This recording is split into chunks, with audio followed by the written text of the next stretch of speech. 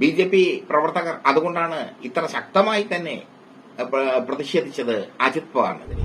അവനവൻ കുഴിച്ച കുഴിയിൽ അവനവൻ തന്നെ വീഴുമെന്നൊരു നിയോഗമുണ്ട്. ആ നിയോഗമാണ് അജിത് പവാറിന് ഇപ്പോൾ കിട്ടിയിരിക്കുന്നത്. NCPയെ പിളർത്തി NDAയ്ക്കൊപ്പം ചേർന്ന അജിത് പവാറിനെ NDA ഉപമുഖ്യമന്ത്രിയാക്കി മാറ്റി.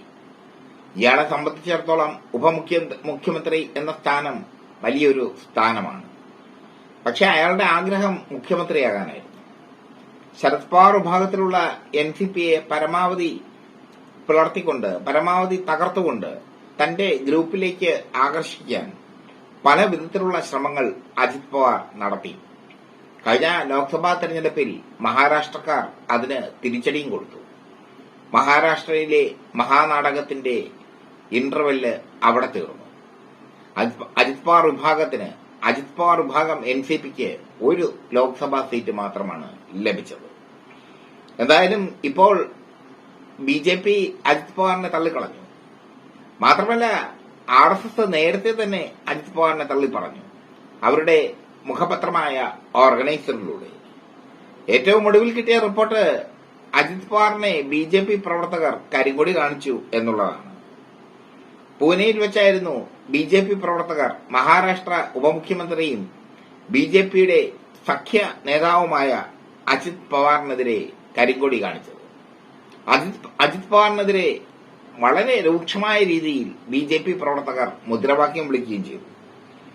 പ്രാദേശിക ടൂറിസം വികസന പദ്ധതിയുമായി ബന്ധപ്പെട്ട് ചേർന്ന യോഗത്തിൽ പങ്കെടുക്കാൻ എത്തിയതായിരുന്നു അജിത് പവാർ. അവിടെ ഷിൻഡെയുടെയും മഹാരാഷ്ട്ര മുഖ്യമന്ത്രി ഷിൻഡെയുടെയും ദേവേന്ദ്ര ഫട്നാവിസ്, മഹാരാഷ്ട്രയിലെ BJP നേതാവ് ദേവേന്ദ്ര ഫട്നാവിസിന്റെയും ഒന്നും ചിത്രങ്ങൾ വെക്കാതെ അജിത് പവാറിന്റെ ചിത്രങ്ങൾ മാത്രം വെച്ചതാണ് BJP പ്രവർത്തകരെ പ്രകോപിപ്പിച്ചത്. അജിത് പവാർ എത്തിയപ്പോൾ തന്നെ കരികൊടി ഉയർന്നു. മാത്രമല്ല BJP പ്രവർത്തകർ അജിത് പവാറിനെ തടയാൻ ശ്രമിക്കുകയും ചെയ്തു. പോലീസ് ഇടപെട്ടതുകൊണ്ട് അടി കിട്ടിയില്ല, അല്ലെങ്കിൽ അടി പൊട്ടുമായിരുന്നു. അടി BJPക്കാരിൽ നിന്ന് തന്നെ കിട്ടുമായിരുന്നു. ഇയാൾക്ക് ഇതിന്റെ വല്ല ആവശ്യം ഉണ്ടായിരുന്നു? അധികാരമാണ് ഇയാളെ ദുഷിപ്പിച്ചത്. ഇയാളുടെ കൂടെയുള്ള നേതാക്കളെല്ലാം ശരത് പവാറിന്റെ കൂടാരത്തിലേക്ക് ചേക്കേറി കഴിഞ്ഞു. ഇനി ഇയാൾ മാത്രമാണ് ചേക്കേറാനുള്ളത്. അമ്മാവന്റെ അടുത്ത് പോയി മാപ്പൊക്കെ പറഞ്ഞു, അതെല്ലാവർക്കും അറിയാം. അതിന്റെ എല്ലാം കൂടെ രോക്ഷമാണ് BJP പ്രവർത്തകർ തീർത്തത്. വെറുതെ വലിഞ്ഞു വന്ന് കയറി NDA ശിഥിലമാക്കിയിട്ട് തിരിച്ച് അമ്മാവന്റെ അടുത്തേക്ക്, കാര്യമൊന്നും നടക്കില്ല എന്ന് കണ്ടപ്പോ അമ്മാവന്റെ അടുത്തേക്ക് പോകാൻ ശ്രമിക്കുന്ന ഒരു രീതി. ആ രീതിയാണ് BJP പ്രവർത്തകരെ പ്രകോപിപ്പിച്ചത്. അവർ അടി കൊടുക്കാത്തത് നല്ലത്, അല്ലെങ്കിൽ അവർ അടി കൊടുത്തനെ.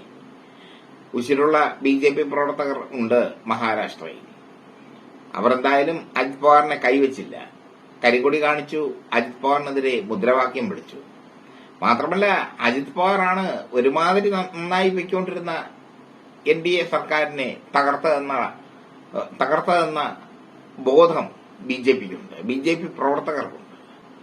BJP പ്രവർത്തകർ അതുകൊണ്ടാണ് ഇത്ര ശക്തമായി തന്നെ പ്രതിഷേധിച്ചത് അജിത് പവാറിനെതിരെ.